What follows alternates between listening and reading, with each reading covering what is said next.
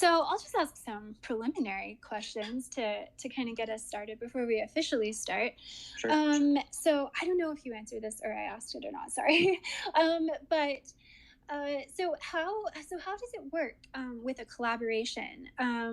So the book for everyone, I'll introduce it again, but the book that we are looking at is Mysticism and Materialism in the Wake of German Idealism, and Chris and I both posted it on our Twitter Spaces, so you can see the cover, and I would recommend anyone getting it. It's really interesting and amazing. So how does it work with a collaboration with two authors? Did you each have a particular chapter? Did you divide up the chapters, or how did you divide up the sort of the responsibilities and the tasks? Yeah, that's sort of how we started. It's, not counting the introduction and the conclusion, it's 6 chapters long.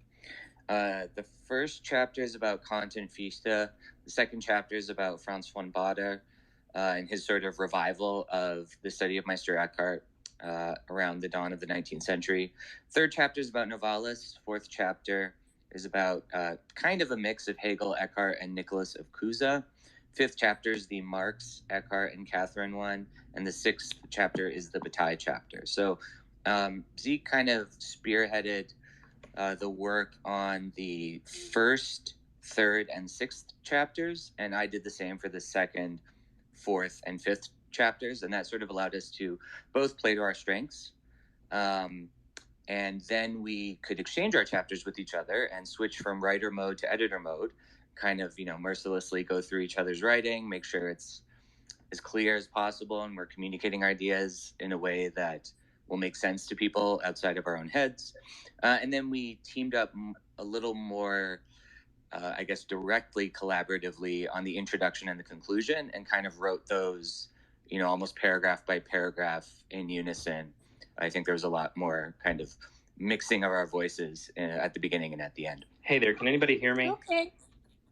Yes. Yes. So I found out the problem. So the problem is we can only have 2 co-hosts. So I apologize. That's my issue. Yet another I'm frontier in collaborative authorship being discovered right here. That's what right. This is in action. Yes. So thank you so much, Zeke, and I apologize for Not that. at all. Sean, thanks for I'll let you continue. I didn't mean to interrupt you there. I was just so thrilled to try my mic out. Yeah, I know. We're glad you did. So Sean, I think you were talking about the editing process being a bit merciless, but I think everything you've described is pretty much spot on. I mean, I think that really was one of the most exciting things about this book, and Sean, I'm sure you'd agree with me, just in writing it, was kind of engaging across disciplinary lines a bit. I mean, we share a lot of interests, but we were able to bring our respective expertise to the project, and I think in a way that, I hope was fruitful. And I know I learned a ton from Sean as I was working on this, for which my great thanks, as always. I always learn a lot from Sean, but I learned even more writing this book. So that's amazing. I mean, I always think that we kind of oscillate between being like teachers and students. So I think that's wonderful. All right, well, we can go ahead and officially get started. Thank you, everyone, for being here. I think it just gave more people time to join this space. So that's wonderful. So this is Philosophy in the Spotlight. I'm Elisabeth, and co-hosting with Christopher Satoor. What we do is the first half of the hour, we are going to be doing the question and answers, and then we'll open it up to the audience for your questions and answers. But we're here to discuss with Zeke, Goggin, and Sean Hannan about their book, Mysticism and Materialism in the Wake of German Idealism, and it was published by Routledge this year as a part of the series Contemporary Theological Explorations in Mysticism. So I'll go ahead and give a brief introduction.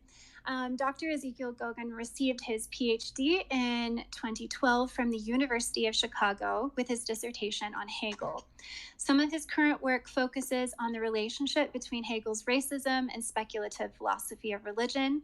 His interests are situated at the crossroads of post-Kantian idealism and romanticism, critical theory, and medieval mysticism. Dr. Sean Hannan is Associate Professor in the Humanities Department at MacEwan University in Edmonton, Alberta, Canada. And his research focuses on the life and writings of St. Augustine, specifically his philosophy of time, which was a really interesting part of this book. So I hope we get into that. He is also the author of a book entitled On Time, Change, History, and Conversion, which is a part of Bloomsbury's Reading Augustine series. So both Zeke and Sean have amazing, really well put together websites, like very aesthetically pleasing, that everyone should check out. And we will be sure to post those links on our Twitter pages after the show. So welcome, Sean and Zeke and Chris. All right, so I'll just go ahead and ask the first question. So can you tell us a little bit about how you met and how this particular project came about? And maybe Zeke, you can tell us that, and maybe Sean, you can give us just a brief synopsis of the book that we'll be discussing, and maybe any key terms that would make this conversation particularly accessible to our audience. Okay, yeah, I'll start with the how we met and sort of the project, I guess. One slight correction: I did not receive my PhD in 2012. It was 2019. So I'm a little newer.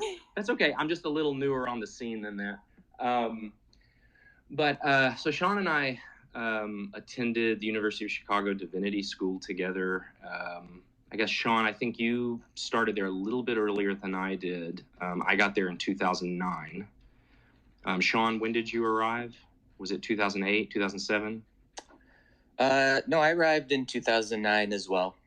Oh, why did I have that mixed up? Okay. I had already done my master's previously, but it's a long story. That's the difference. You already had the master's degree. I was beginning a master's degree, so we were different phases of our research and academic careers. And I guess we just kind of became fast friends. I think we probably met at Jimmy's, which is the local watering hole in Hyde Park in Chicago there.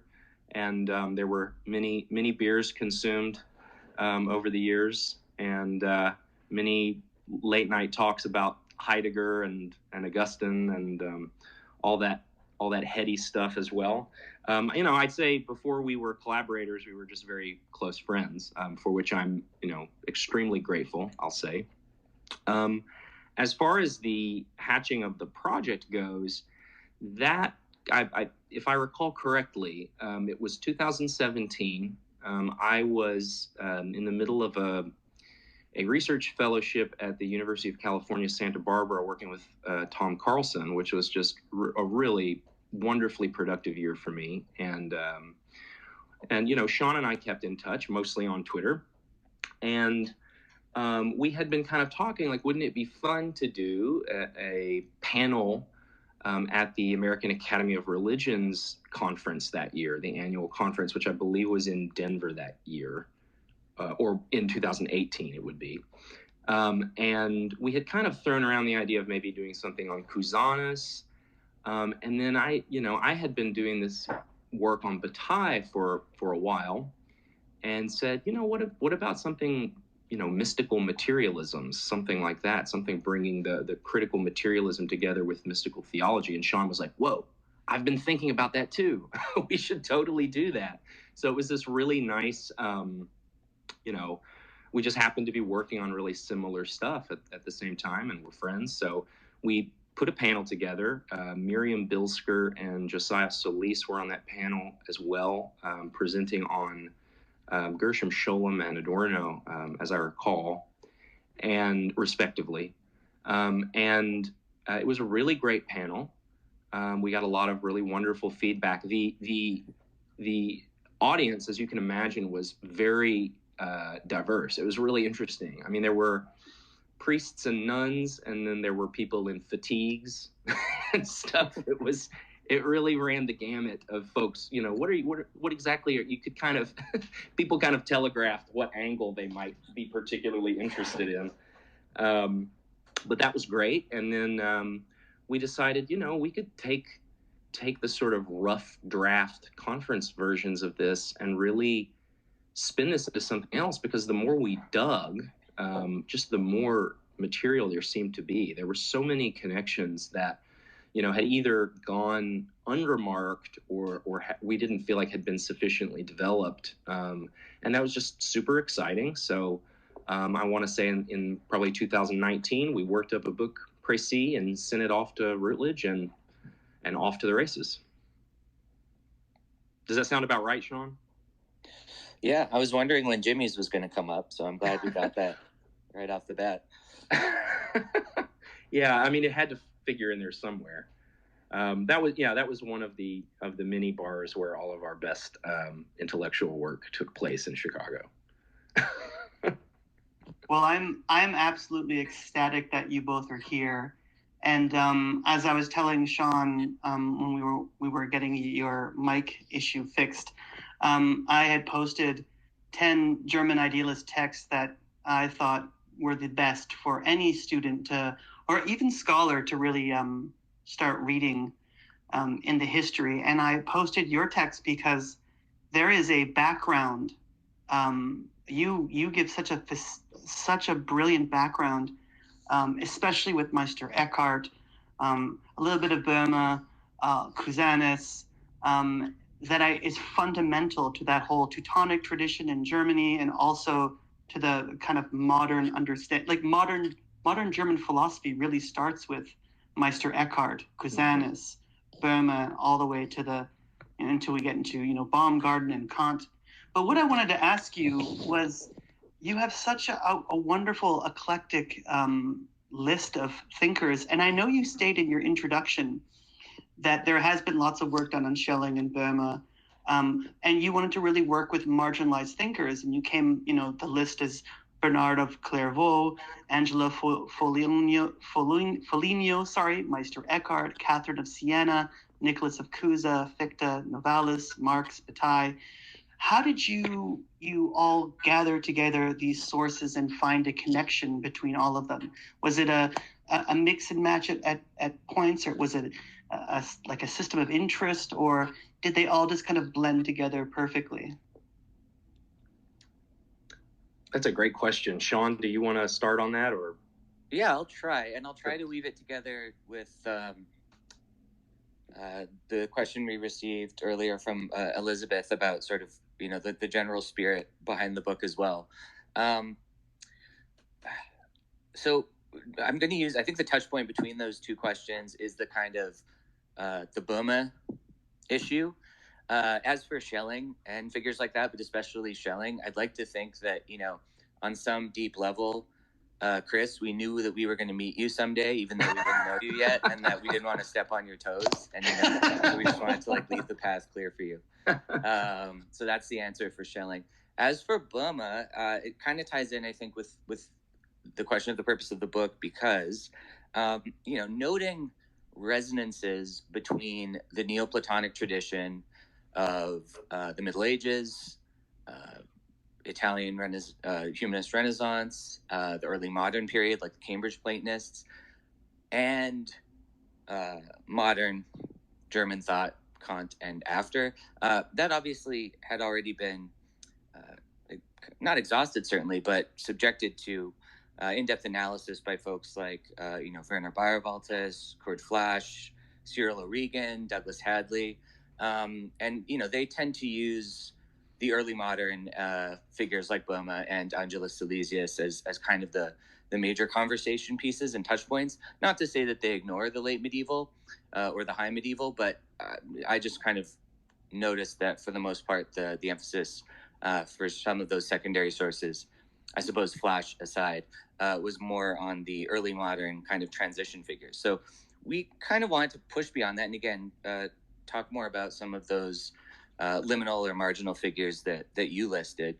And then we also wanted to push further than simply saying, hey, did anyone ever notice that there's a bit of Neoplatonism in both medieval Christian mysticism and German idealism? And I think the materialism angle was the way to do that. That, I think, is one of the fresher angles that we come at these sources from in the book.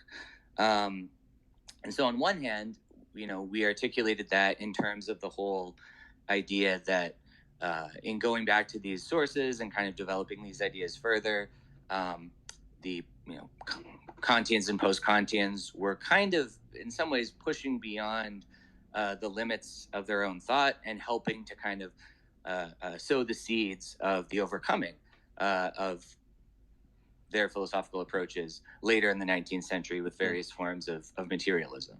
And so I think that, just to go back to Elisabeth's question, is closer to what one of the animating goals of the book was. The other thing, to tie it in with the context question, is that we just started to notice that a lot of these thinkers talk a lot about mining. Novalis is involved in mining. So much Potter's mining. involved in mining. Yeah, and as the author Fyodor Ziolkovsky has noted, if you were to go to some salon in late 18th or early 19th century German-speaking parts of Europe, and they were talking about philosophy, and you just stood up and said, "Who here is involved in the mining industry?" The majority of people in the room might put up their hands. And so originally, I especially was, I think, probably pushing too far in that direction, bringing in all these mining-related puns and wordplay that we had to edit out. And so that was part of the what was driving us too. And I think that's a little different, again, from the previous generation of scholarship on Neoplatonism and idealism. Mm-hmm. And then I don't know if I really answered the question about marshalling all the sources, so maybe I'll throw it over to Zeke again. Well, I could, Chris, did you want to add something, or could I pick up the thread there? Oh, no, please pick up the thread. I just had one other question, or one other thought after that, but please go ahead. Okay, sure. I was just going to say, I mean, as far as, so that's all spot on, I think. And indeed, it is sad how many mining puns had to be dropped just to appease the god of word count. But I would say at least part of marshalling the sources, I mean, it's a complicated question. I don't think there's one particular answer to it. I mean, on the one hand, we just had some figures we were interested in that we brought to the project. And on the other hand, I think in no small part, it was just dictated by what we understood the purpose of the book to be. So Sean has really done a good job of kind of explaining certain gaps we hoped to fill in the literature. And I think also, at least for my part, I found that I was really interested in thinkers who pushed back in certain ways against a Kantian polemic against the idea of mysticism that runs straight through from Kant to Marx. The idea that we can sort of identify mysticism to court with mystification, and that the concerns of mystics are basically confusions or sort of misapprehended reifications of thought, that mystics don't have the critical wherewithal to lead back into the nexus of human activities that produce those fantasies or visions or what have you. And really, not only does that approach sort of miss out on a lot of the fine-grained, nuanced differences between mystics, but it really forecloses a lot of continued critical and constructive work drawing on that body of literature. And so I think we read a lot of things that didn't end up in the book, but I think that in some part, we drifted toward thinkers that we felt helped us touch on that. So not only filling that gap with attention to the High Middle Ages, but also really sort of awakening, hopefully, all the ways that mystical topoi sort of had afterlives in idealism and materialism and could continue to do so, possibly.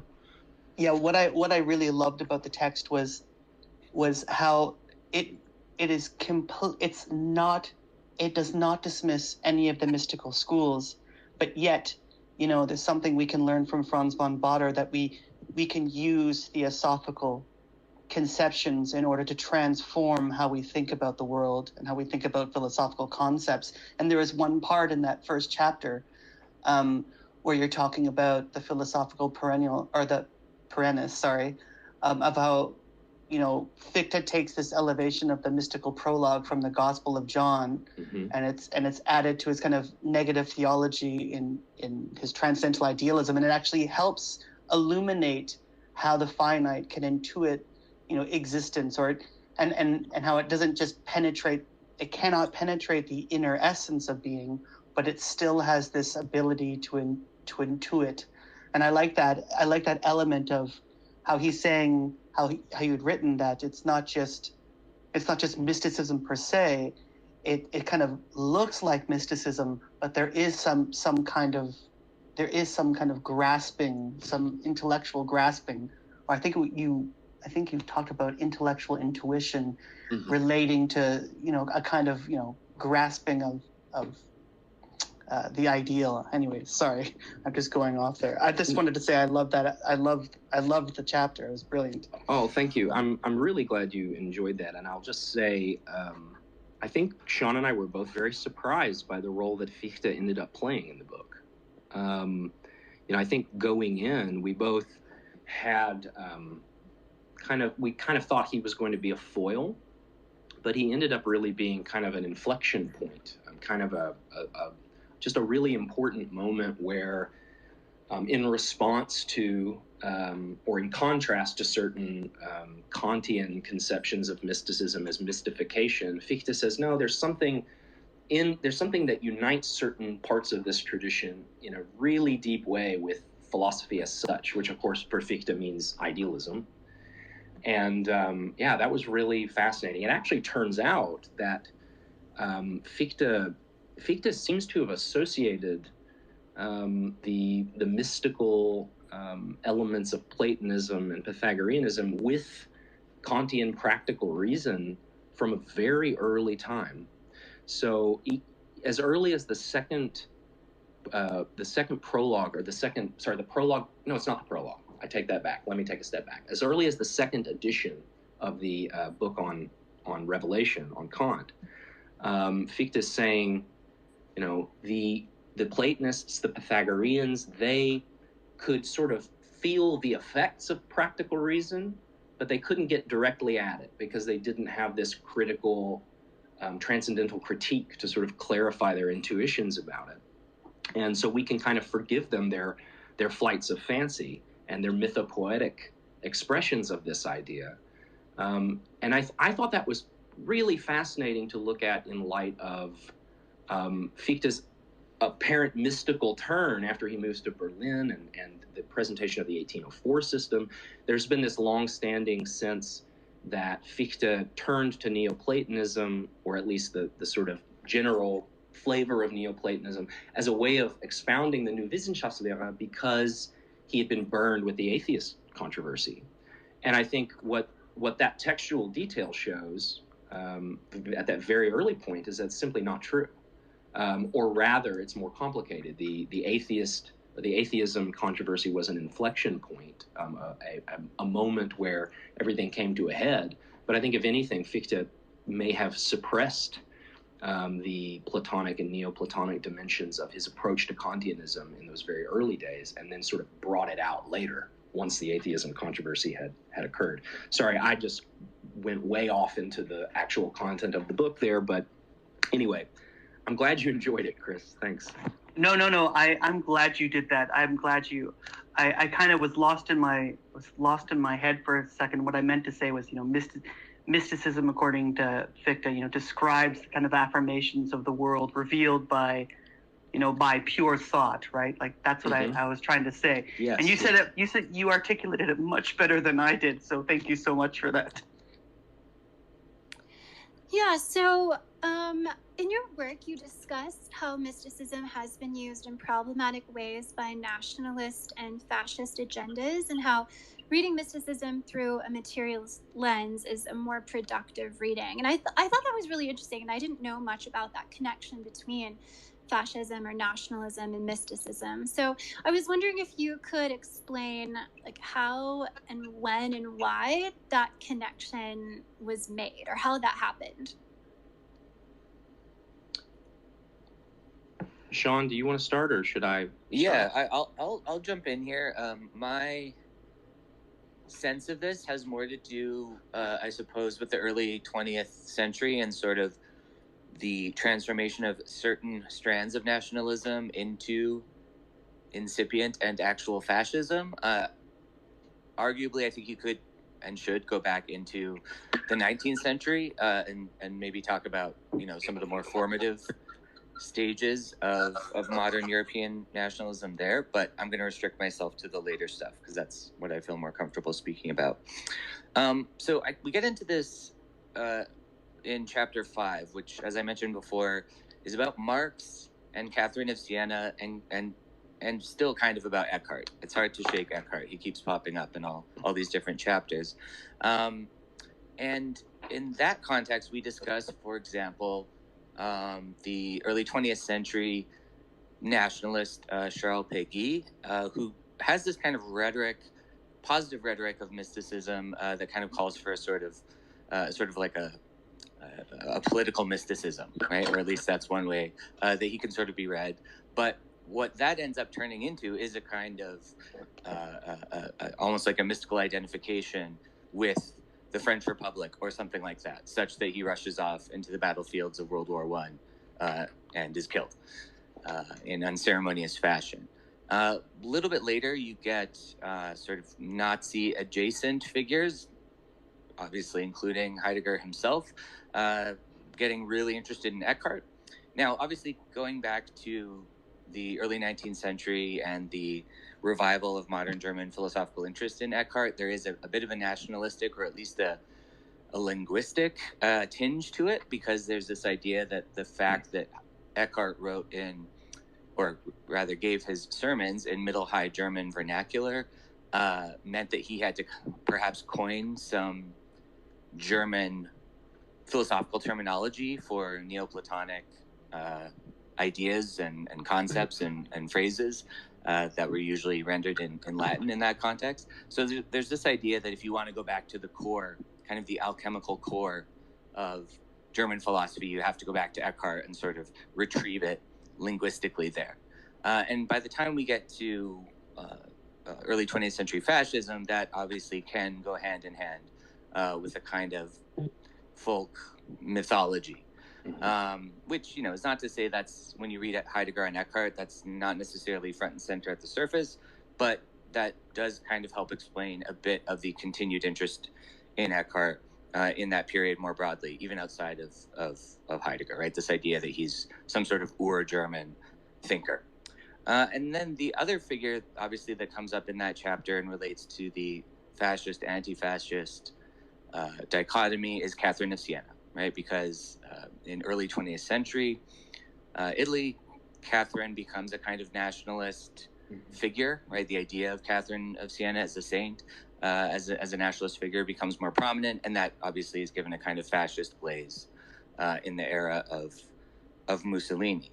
And so one of the things we were kind of interested in doing, as you've noted, is just pushing back against that, showing some of the tendencies within these thinkers and even within alternative modern strands of interpretation of these thinkers that we and hopefully our readers can kind of mobilize to push back against the 21st century attempts of nationalists and fascists to kind of appropriate these thinkers still for their own purposes, right? And one can just look to recent events in the Italy of 2022 to kind of know what the stakes and the context are there. Zeke, did you want to add anything to that? Yeah, certainly. I mean, that's all great, Sean. Thank you. I would just say also, I think really just at the level of the book as a project, it was really in the DNA of this book to be an anti-fascist project, at least on my reckoning, and I think Sean would agree with me. For me, the work of Georges Bataille was very important in pushing me in this direction, and I think he's probably one of the first to sort of say fascism should be understood as a religious phenomenon, and it activates all of these energies that are sort of suppressed by the bourgeois liberal order. The fascist understands that the mystical tradition has this profound political power in it, And we're really, we ignore that power at our peril, really, because the fascists will mobilize it. They have in the past, and they will again. So to a certain extent, the idea in Bataille's work, especially through the 1930s, is to turn the resources that fascism is appropriating from mystical and religious thought against fascism, right? To turn the weapons of fascism on itself. And that was a really compelling idea to me.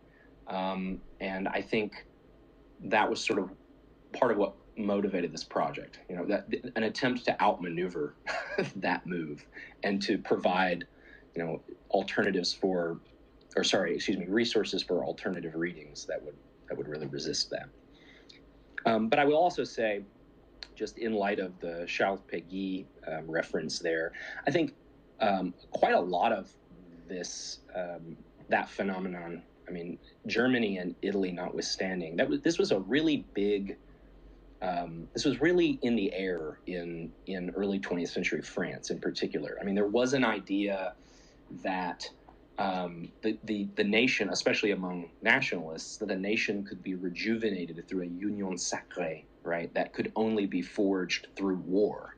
That war and national self-assertion had this sort of mystical power to galvanize a political community out of disunity. And that actually led a lot of French thinkers on the right to praise German philosophers, while liberals were a little more, they were okay with Kant, but they sort of were very nervous about Hegel and Fichte. And I think it's really in the post-war years, meaning after World War I, that Hegel starts to really pick up steam there with the lectures of Kojève and the idea that dialectical processes may hold some potential for forging new communities out of conflict. So that's all to say, the historical background of the project was really informed by the threat of fascism. It's not I'll say it this way: it's not merely an intellectual concern for us. It is kind of a partisan book in a way. That's really interesting. So, kind of just sticking with that chapter then in Bataille. To Bataille, it was important to not engage with a dialectic in order for his ideas to be truly liberating and then not fall back into fascism. So, for instance, when you mentioned that in the book that Bataille, when he conducts a meditation on an image of a Chinese torture victim, you explain that this is sort of a parody of Christ's kenotic dispossession that does not, however, hold out a promise for salvation. So I was wondering if you could, kind of along the lines of the last question, can you comment on your thoughts on this resistance to the dialectic and why that was so important to him and what his alternative was? Yeah, that's a great question. I'll just preface this by saying Bataille is, I've read quite a bit of it, and it still often remains a sublime mystery to me. Some of it's just so strange. But as far as resistance to the dialectic goes, I guess there's a couple different answers to that. On the one hand, I think Bataille, actually probably before a lot of other French intellectuals, saw dialectic as effectively a reconciliation of historical subjects to the world they live in. And it was sort of a logic that helped integrate subjects into the bourgeois world of respectability and work and discipline. And for Bataille, this is a fundamental misapprehension of not only what human beings are, but also what is real. Bataille understands reality as a sort of cosmic conflagration, just this meaningless explosion and expenditure of energy. It's not, if it's something we can conceive of, if it's something we can systematically grasp, it's only as a sort of fleeting instant where the accumulation of material forces and their expenditure meet a sort of equilibrium. And dialectic, on Bataille's reading, sort of hypostasizes that, I guess you could say, sort of imagines that dialectic isn't just a sort of flow of ideas, but is actually something about the structure of reality. And of course, the question of whether or not that actually accurately reflects something about human beings, I mean, for Bataille, there's a much, the easiest way to explain this, I guess, would be to say there's a much more radical sense of finitude than you find in, say, Hegel, right? Now, whether or not Bataille's reading of Hegel is right is another question.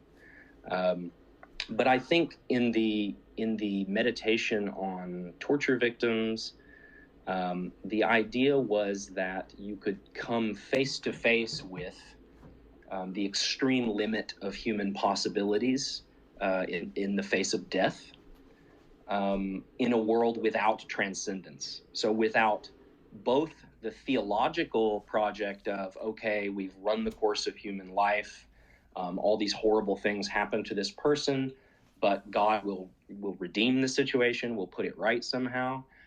Similarly, Bataille thinks that dialectic, as a sort of reworking of the Christian logic of salvation, cannot actually deliver what it promises, right? It can't. We shouldn't look to knowledge as providing us a sort of ersatz deliverance from the wreckage of history. That's a bad way to go for Bataille. I don't know if that's helpful or not. Yeah, thank you. My next question is actually for the second chapter, and I just wanted to let everybody in this room know that right now, currently, there are no English translations of Franz von Baader that I know of. There are very small snippets in, the German Idealist Reader, maybe in the Freedom Essay of Schelling. So this chapter on Franz von Baader and Meister Eckhart was a big deal, actually, for me. And I think this is what makes this text so revolutionary in regards to the systematic study of German idealism, that you focused on such a key thinker like Franz von Baader. So I wanted to know how much of the research had to go into studying and the texts of Baader, because you cite Baader, in certain instances of the chapter, and you have such a detailed and robust understanding of his philosophy, and you go into great detail, so that multiple times. I was just wondering the process in the research for this chapter on Franz von Baader. I'll just jump in here. It was tough, right? Because it was a lot of squeeze for not that much juice in terms of how long the chapter is and everything. And so just hunting through the collected works of Baader and trying to find quotations. Obviously, that meant leaning a lot on the secondary literature. For example, the work of Alberto Bonchino, who's written a whole study of what can be translated as coagulated spirit, or Baader's admittedly, somewhat bafflingly articulated idea that matter can be best understood as geronnener Geist, or coagulated spirit. Just reading Bonchino, reading around other secondary sources on Baader, and also on Hegel's reception of Eckhart. So one thing that comes up a lot in that secondary literature, it's in Caputo, John Caputo, for example, as well, is the story of Baader introducing Hegel, supposedly, to the works of Eckhart, right? So that was one of the first passages I remember stumbling upon here, and then trying to go back into the German and, reconstruct it and figure out what exactly. It's such a wonderful story. Sean, could you relate it for us real quick? Yes. So I anticipated that, and it's on page 78, I believe, of our book. And I'll just go ahead and read it out to you now. So this is from Baader's sort of remarks that he makes to students and other sort of admirers that come to speak to him a bit later in life about his earlier philosophical exploits, interactions with Hegel and Schelling, and so on. So this one friend who's visiting basically says, well, it kind of seems like Hegel takes nearly everything from Eckhart, though he doesn't interpret Eckhart in his true sense, which is a pretty loaded statement for the friend to make. And then Bader remarks, quote, I used to get together with Hegel in Berlin quite frequently. One day I read aloud to him from Meister Eckhart, whom he then knew only by name. He was so inspired that, on the very next day, he delivered before me an entire lecture on Eckhart. At the end of it, he said, yes, there we have it. There we have what we want. Bader continued, I tell you, Eckhart is rightly called Meister. He goes further than all mystics. Yet, he hindered himself with his bold, incautious expressions in such a way that he has been almost universally misunderstood. I thank God that he has permitted Eckhart to be known to me amidst all the philosophical confusion surrounding him. The haughty, ridiculous cries of the apes against the mystics could not make me any madder. Eckhart made it possible for me to come to Jakob Boehme. And by the way, if Eckhart had lived in Boehme's age, then he would certainly have accomplished even greater things than did Boehme. End quote. So what do we learn from that quote? One, we get Bader's probably entirely slanted account of Hegel, being so excited about learning of Eckhart from Bader. We also get Bader's sense that not only should Eckhart be revived for the modern era, but that in some sense the attention placed on Boehme, whom he also loves and writes about a lot, should in some sense be attention placed on Eckhart instead, because again, there's that weird comparison that if somehow Eckhart had lived in the kind of Lutheran context of the late 16th, early 17th century, then his name would be even more famous than Boehme's. So that was one of the core Bader texts we began with, and then we kind of branched out from there, and given my interests in the history of the philosophy of time that Elisabeth, I believe, mentioned before, I tried to look at key passages from some of his treatises on time, which are also quite difficult and confusing, in part because he is, or at least sometimes seems to be, a partisan of the unknown philosopher, aka Louis-Claude de Saint-Martin, who sort of revives a kind of esotericism for esotericism's sake in late 18th century France, and then it kind of plays an inspirational role in some philosophical circles in France and Germany, but especially in the, what should I call it? The kind of secret society scene.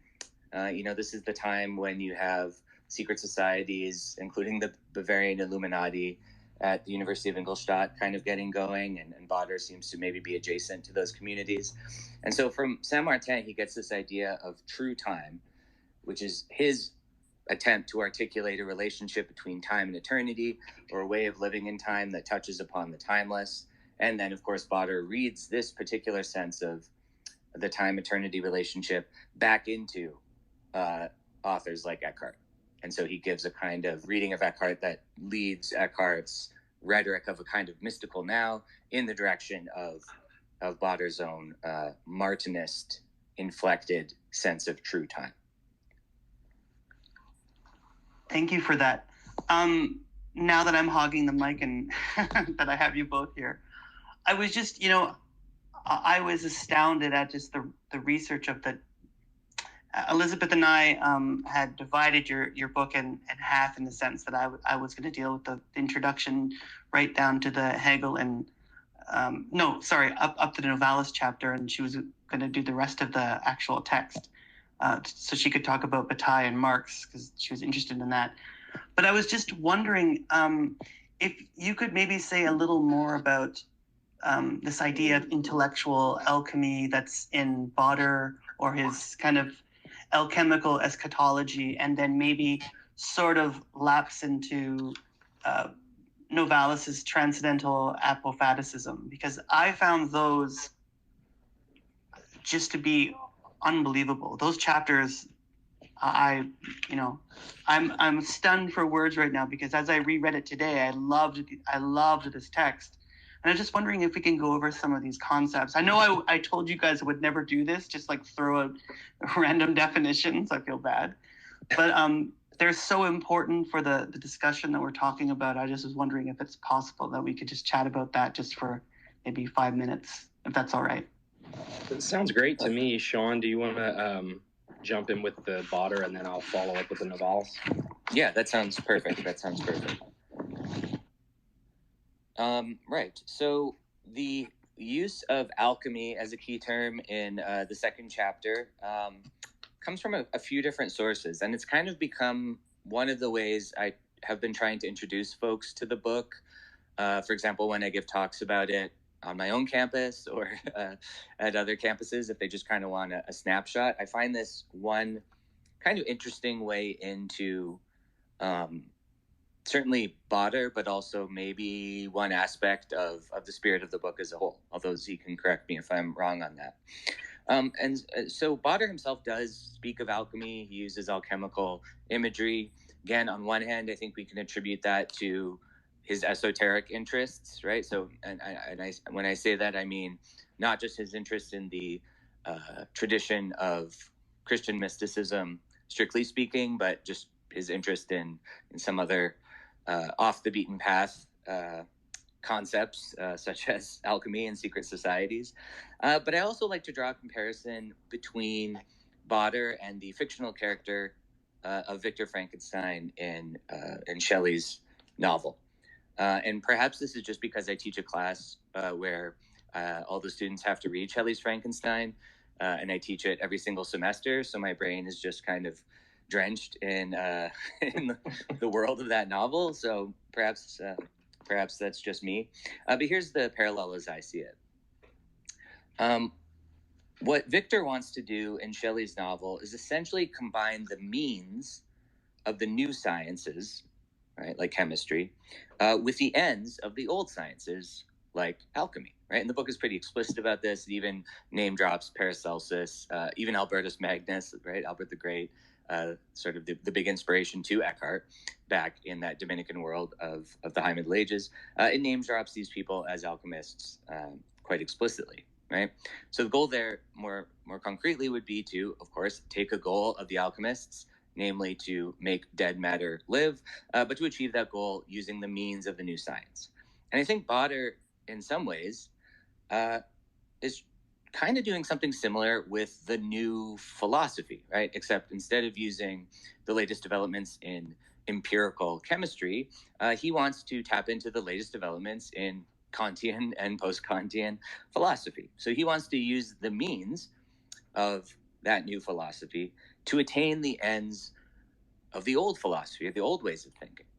And the question then becomes, well, what end does he have in mind here? And some people point again to his focus on this idea of coagulated spirit, on the idea of a kind of underlying substrate that unites all aspects of both the ideal and real planes. But it seems like what he's after is something like transcendence, but articulated within that post-Kantian world that sets heavy limits on what we can claim or say about transcendence, right? So Victor's trying to use the means of new science to attain the goals of the old science. Botter's trying to use the means of the new philosophy to attain what he sees as very ancient, or we would say properly medieval, ends.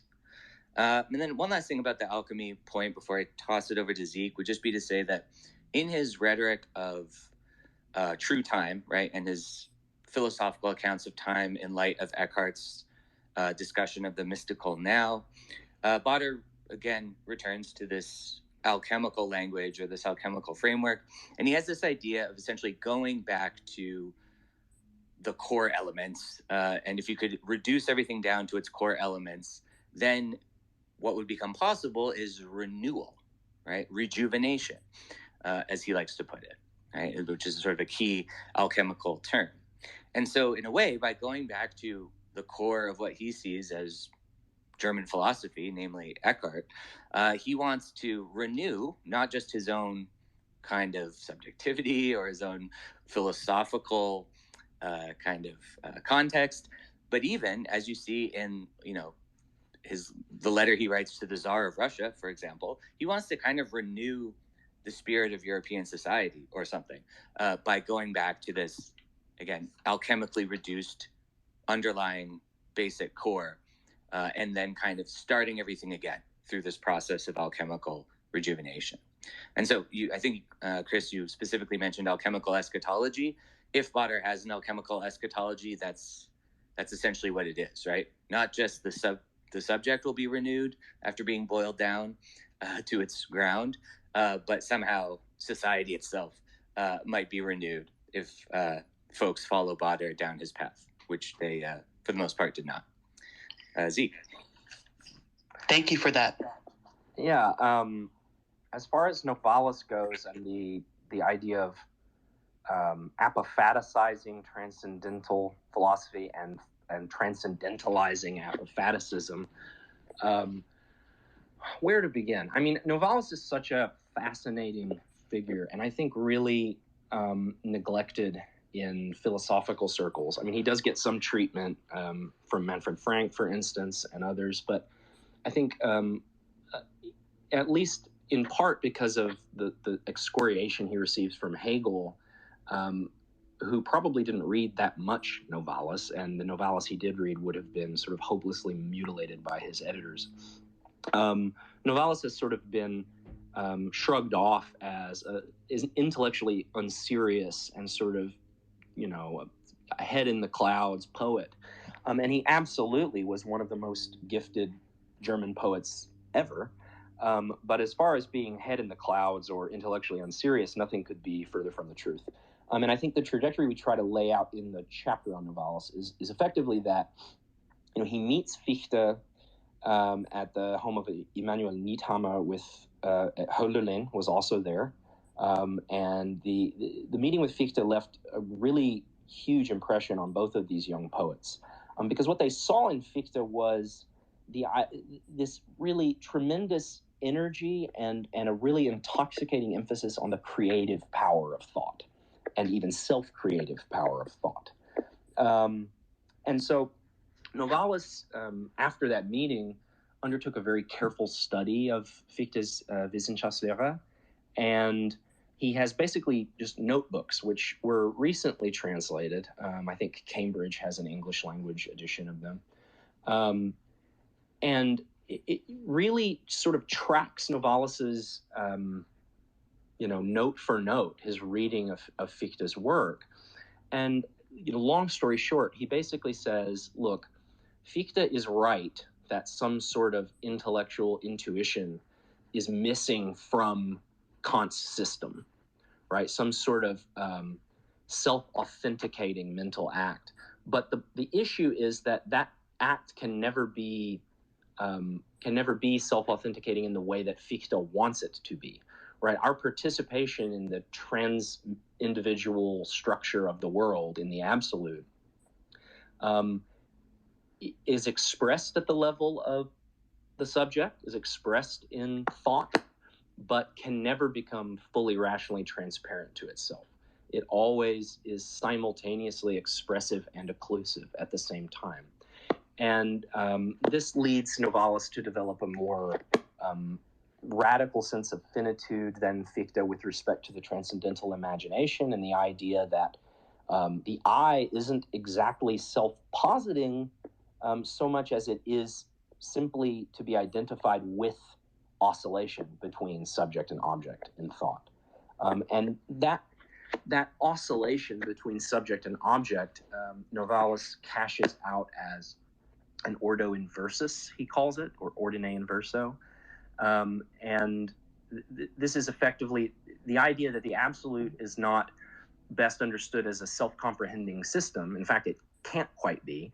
Rather, it's sort of like two mirrors facing each other that sort of extend into the depths, ramifying again and again and again. So something kind of like Hegel's bad infinite. But because of this, Novalis takes this idea, and it's much too complicated to sort of distill down into a soundbite. But basically, he takes that idea and runs with it as the basis of an entire reassessment, not only of disciplinary boundaries in the arts and sciences, but also in the nature of political critique. Now, I haven't mentioned mysticism yet, which is, I probably should have.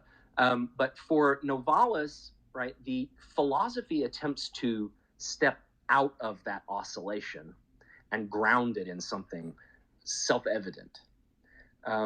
Poetry, by contrast, tries to think up ways of evoking that non-closure, that systemlessness, in a way that both expresses and occludes it, right? Much like transcendental imagination itself. So poetry is a way of activating the transcendental imagination in a way that dispossesses itself of the drive toward self-certain knowledge. And that's really the overlap between poesis for Novalis and mysticism, because both of these are ways of presenting the unpresentable, right? The fact that for reason, subject and object necessarily presuppose a ground that unifies them, but we cannot reach it. And so because of that, he's able to rethink politics, and he writes these very fascinating political treatises that have been widely misunderstood. They seem to be on their face very reactionary, and sort of, I suppose you could say, effusive in their praise of the Prussian monarchy. But in fact, what Novalis seems to have been attempting to do was to press defense of the monarchy to such an extreme that one would actually be led into this state of oscillation of the transcendental imagination. This probably isn't clarifying a whole lot, but basically at the end of the day, I think we mess up if we read Novalis as a reactionary or as a straightforward revolutionary. I think his political tracks are attempting to show how the inaccessibility of the absolute, as he conceives it, sort of pushes forward utopian thinking and gives us a way to understand the temporal dynamics at play in any act of political reflection, which is to say, for Novalis, as we see in his sort of medievalist interests, the attempt to actualize something that was lost to the past to redeem the degraded state of the present. And that's what really connects him on our reading with the messianism of Walter Benjamin, who I absolutely could have written more on, but we kind of had to pick and choose here and there. So for Novalis, the poetic faculty that resonates with this negative or inaccessible absolute is a source of potential freedom for creating and recreating the world. When Benjamin gets there, he says, look, even the dreams of the poets and the mystics have been appropriated by the productive processes of capitalism, such that the discontents of capitalism lead to this profusion of commodity forms that sort of represent wishes fulfilled that are marketed back to the very people who were denied the ability to enjoy those things in real life, if that makes sense. So that's a very 10,000 feet view of the Novalis chapter. No, it was amazing. Actually, one of my favorite parts of it is when both of you sum up that Novalis doesn't reject life, right? And his idea of mysticism is not a matter of escaping the world, but consecrating it and transforming it. Absolutely. It's like an enraptured intellectual intuition, and that is a beautiful passage. I'm so unbelievable. So glad you liked it. Yeah, I think that's absolutely right. I mean, Novalis, particularly in the hands of Hegel, has received an unfair treatment as someone who rejects the world, and it simply couldn't be further from the truth. It's just not right. So I'm glad that stood out to you, Chris. Thank you. Thank you for your answer. This is awesome. I think that probably we have a lot of listeners who are ready to ask questions. So what do you say, Chris, that we hand it over to our audience and see who wants to ask a question or make a statement? Yes, absolutely. Actually, we have a lot. I've received a couple of DMs already for people to have questions. One of our first is Catherine. So we're trying to find... oh, there she is. Got you. Catherine. Hi, Catherine. You can unmute yourself and ask a question for Zeke and Sean. Thank you so much for this. This is really lovely. I study the intersection of mysticism and philosophy. I was wondering if you could touch on more of the brief mention you had for Novalis of the limits of knowledge, what we can know. Traditionally, philosophy and mysticism seem to be very opposed because philosophy focuses on, epistemologically speaking, on what can be known, and mysticism is often found saying, well, we can't, we are just very limited in what we can know because of this ineffable mystery. But it seems that German idealism in particular might be very sympathetic to the idea that there are limits to our knowledge. So I was wondering if you could speak about more moments in your book where you touch on the limits to knowledge and the sympathies between mysticism and the German ideal.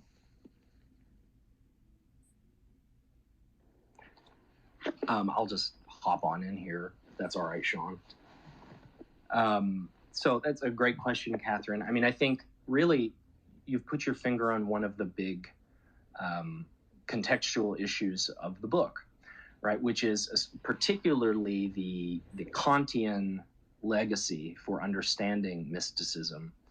And then, the fact that there are thinkers who want to hang on to certain of Kant's epistemic humilities, we could say, while also retrieving certain themes and gestures from the mystical tradition.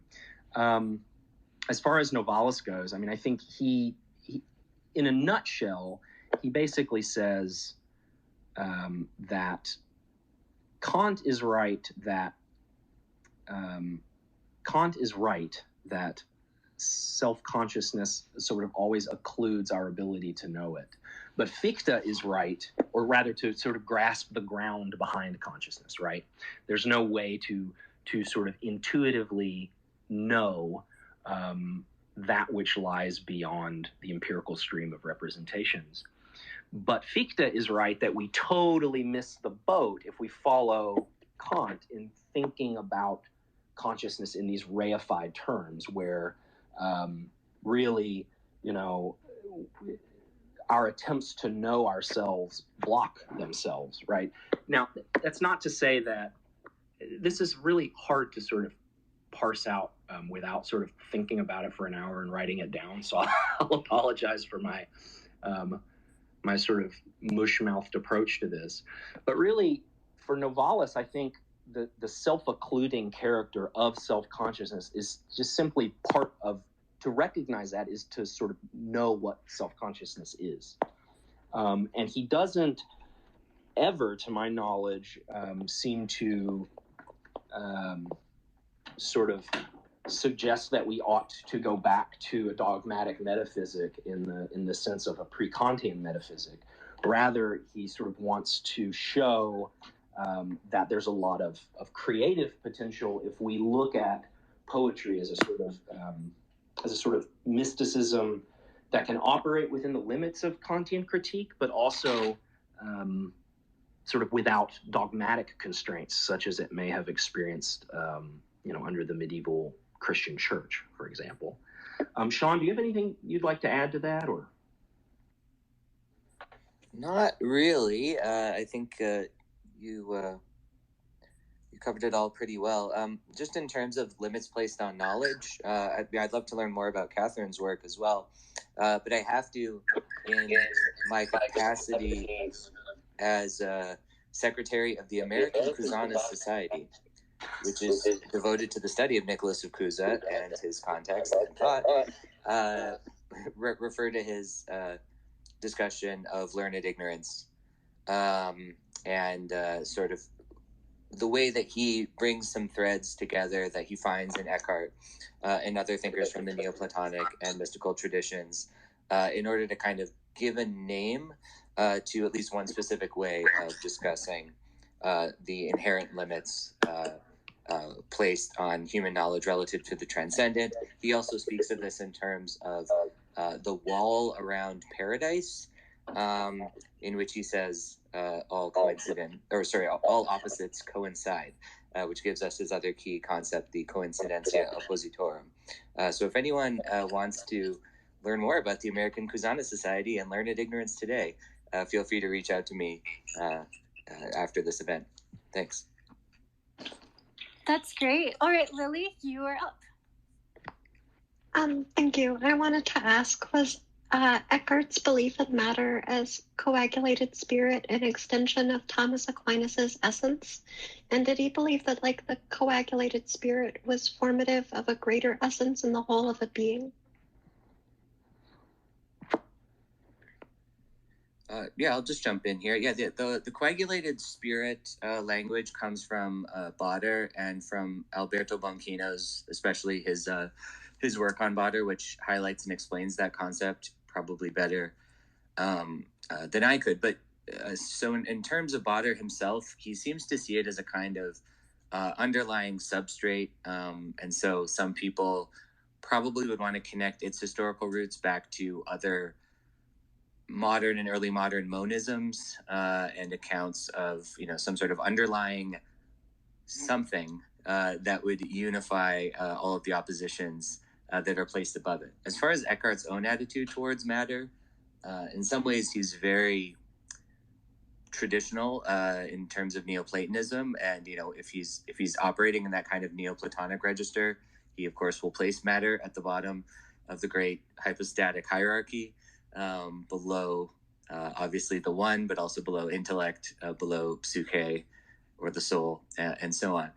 Where Eckhart gets materialist, and you can see this actually in the sense of Marxian materialism, really, in authors like Fromm or Gustav Landauer or Hermann Lai, is that Eckhart seems to think that the sort of mystical transformation that he's discussing and inviting his listeners and readers to undergo will have transformative effects upon this material world. In other words, for him, and I would say certainly for Catherine of Siena and similar mystics, the contemplative life and the active life are not opposed, but rather the contemplative transformation one undergoes as part of sort of being a mystic will then allow them to engage with matter and with the everyday implements of material life and labor, right? So even including manual labor in a different sort of way, right? So Eckhart explores the very possibility of this in a kind of basic way, sketches out the rudiments of it,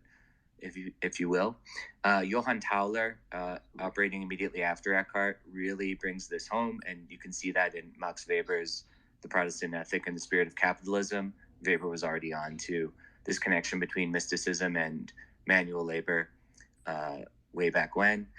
And then in Catherine of Siena as well, right? So she has the whole rhetoric of dying to self, undergoing a spiritual death, but then of course she doesn't actually leave this material plane, but in fact engages with it in a different way, which gives her kind of political potential that she wouldn't have otherwise, and also allows her to become an economic theorist of sorts. And there I would recommend the work of Eloise Davies, who has a great article on Catherine as a political and economic theorist in the late medieval northern Italian world, which is essentially giving rise to key elements of modern capitalism already at that stage.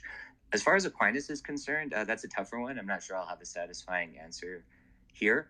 I always think of it in my head as, you have Albert the Great in the 13th century as the major Dominican thinker, who's incorporating all of these insights, not just of the Aristotelian and Neoplatonic traditions, but also of traditions from the Islamic world, right? He's always citing Avicenna, for example. And Albert is basically doing it all, right? He's doing the dry scholastic thought or logic chopping, whatever you want to call it.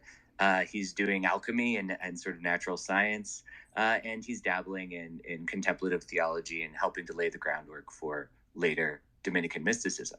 One possible path one could take out of Albert going forward is the Thomistic path, which you can find by studying Aquinas. The other path would be through Eckhart. And now I don't mean to oppose Aquinas to Eckhart, because they're both Dominicans of similar vintage, right? Eckhart's a little bit later, but not that much later. But I do think that they lean in slightly different directions in terms of what they're taking out of Albert and which elements of Albert they are combining in order to create something new. I was just going to ask both of you, how are you doing for time? Can you stick around for 5 or 10 more minutes to answer some more questions, or is it getting to a time where you both have to go, or how are you doing for time? I can definitely do another 5 minutes. Sean? Me too. All right, so if there is anybody else that has a question, Lily, we'll just wait just for 1 second to see if someone else has a question. If not, then you can jump in. If you do have a question for Zeke or Sean, you can just request the mic and ask your question. So we do have someone. Okay. And then we'll go really fast to Lily, and then I think that's it for the night. Where did they go? I think they're gone. No, Oh, Mystic. They're connecting. Yeah, they're here. There you go. All right, Mystic. Peace. What's going on, everybody? Appreciate you guys for hosting the space. Yo, this is the first time I've ever seen this going on. I think it's an absolute godsend that it's here. I'm sad that I got to catch the tail end of it. Question is, though, is if you guys are going to be having another one of these very soon, because I'd love to tap in. Yeah, absolutely. If you follow Christopher or myself, or we also have a Philosophy in the Spotlight Twitter page, we have, about one a week or maybe one every 2 weeks. So yeah, definitely we have some great speakers coming up as well. But we also archive, this conversation tonight will be archived on our YouTube channel. So you can definitely check out the whole thing if you want. I usually upload a day or two after the spaces, but welcome. Thank you so much. Yeah. All right, so Lily, go ahead, jump on in. Yeah, so my understanding is that within Thomism, the difference is that the sort of essence of things, the spirit of it, is considered exclusive to the form of the thing. So there's a humanness, and the essence is within the construct of the human. And it seems like the big difference here is that it's being applied to matter rather than to the whole of the object.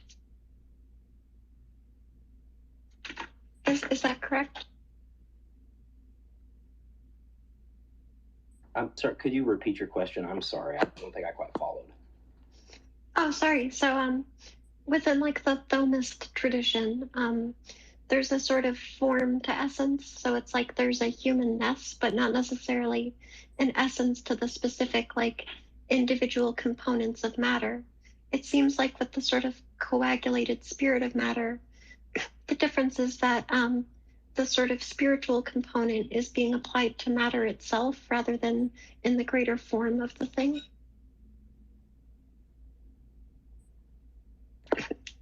John, what do you think about that? I could be convinced. Yeah, no, I mean, I like I say, I don't want to present myself as an authority on Thomism. So I think you're right to point out that there is a pretty important contrast here from a kind of Thomistic approach to these questions and what Baader is doing. I think one interesting path forward for research, if this is something you're interested in, might be to go to Baader's works and see, search them for references to Thomas, right? Does he formulate what he's doing in his appropriation of Eckhart in opposition to Thomism or perhaps the neo-scholasticism of the 19th century? But that's just not research. That's not an avenue I've gone down. But I think what you're pointing out here is quite interesting, and it would be cool if you could pursue that further. Can I ask a final question? Lily, I just have to go to Hayek, and then I have to let them go, unfortunately. But if you'd like, you can message me the question, and if Zeke and Sean have time later, I can message them for you. It's all good, Lily. Just go ahead and I'll pass it on to you. You're good. Okay. Thank you, Hayek. Thank you so much. So my understanding is that the key difference is that Thomas was sort of taking from the Aristotelian concept of forms. So did Baader have this conception of forms of things, or was was it to him like just a set of particulars with matter that just sort of formed the whole by the attributes of their properties? I actually, Sean, correct me if I'm wrong in this, but I actually think Baader's sense of form is, you'll find, is more Kantian in nature, but he would probably wish to avoid this sort of potentially subjectivistic conclusions that some folks drew from that, in particular Reinhold. And I think I tend to read Baader as being very close to Schelling in this. The idea being that somehow, matter and spirit can kind of be read. It's one thing that can be read in different directions, or one set of potencies that can be read in different directions. Sean, does that seem right to you, or is that just, am I wildly off? No, that sounds right to me, although I would yield to your expertise on it, certainly. Probably tell us how we're all both terribly wrong, but No, actually, Baader, from 1806 to 1809, influenced Schelling in unbelievable ways. He didn't like aspects of his Natur philosophy from Onderweltseele, but as you write in your text. But this idea of the centrum of being is definitely from him. And you're absolutely right, Zeke. This idea that the ideal and the real, the interior and mind is invisible matter. Sorry, nature is invisible. Oh my God, why am I messing this up? This is my dude. Mind is invisible. Anyways, the real and the ideal are connected. For Schelling, and I definitely see that in Baader as well too. And Baader was a huge influence on the freedom essay towards the end of it. This idea of the centrum and the periphery, and yeah. So I think are we about to conclude probably? Yes, we're about to conclude. Absolutely, yeah. I would just I want to thank everybody, Chris and Elisabeth and everyone else, for having us. It's been really delightful, and it's just, I know I speak for both of us when I say it's just really humbling to have people want to talk about our book. It's really great. And I'll also say, Sean had mentioned in connection with Lily's question about Thomism, the possibility of future directions picking up on sort of threads we've drawn out in this book. And I'll just say, as a teaser, Sean and I are really hoping maybe in the not too distant future to put together an edited volume that would sort of build on the momentum of this project, but also look at traditions outside of the European Christian world as other fruitful interfaces between mysticism and materialism. So, if that's something you've got, somebody that's working on that, or that's something you're interested in, give us a line, That's amazing. Could I just jump on one last time as well? Yeah, absolutely. Yeah, I'll just echo Zeke's sentiments. I think it's a really good idea. It'd be cool to bring in voices from other traditions. There's so much that has been done and could continue to be done on the Kabbalah, and even with Baader and his connection to Saint Martin and Martinism. Martinism is also a kind of modern Kabbalism and tries to relate itself to the Kabbalistic tradition. So that's one avenue. And another one would be to look to the Sufi tradition in the Islamic world. Right now I'm teaching a course on mysticism and gender, and we look at some collected sayings that may or may not date back to the actual thinkers they're attributed to. But for example, the thinker Junaid, who is a late 9th, early 10th century Muslim theologian and philosopher, he's talking about self-annihilation all the time, and it kind of sounds a lot like the rhetoric of kenosis and self-annihilation we find in the medieval mystics we talk about in our book. Now, I personally don't have the language skills to actually follow that thread further, but I think it would be awesome to, again, have an edited volume where we're bringing in voices of folks from the Jewish tradition working on Kabbalistic sources, bringing in folks who can talk about Junaid and others from the Sufi tradition. And again, reading these primary sources with an eye to modern reception and mobilization. But I also want to echo Zeke's thanks. So thank you, Chris. Thank you, Elisabeth. Thank you, everybody, for your questions and your attention. This was really cool. So thanks again. Great. Yes, thank you so much. This was an amazing night. And, I'm going to post both Sean and Zeke's blogs or their websites where you can find them. And we'll definitely be retweeting your future projects and everything. So don't worry about that. This was an honor to have you both on. It's so exciting to read a book and then talk to the authors. It was a lot of fun. Thank you so much. Thanks again. Yep, and we're super honored to have you all here and have a discussion with you about your text, which I still think is one of the best texts of this year, and one of the grounding texts for anyone that's interested in the background of German idealism. And if you want an essay on Erdinger and Burma and Schilling, I'll definitely submit one for you if you'd like. All right, write his name down, Sean. Write it down. I'm just kidding. Anyways, but thank you so much for your time and for your thoughtful answers, and have a great night, everybody. Thanks so much. Bye, everybody. Bye, everyone. Take care, guys. Have a great one. Thanks. See ya.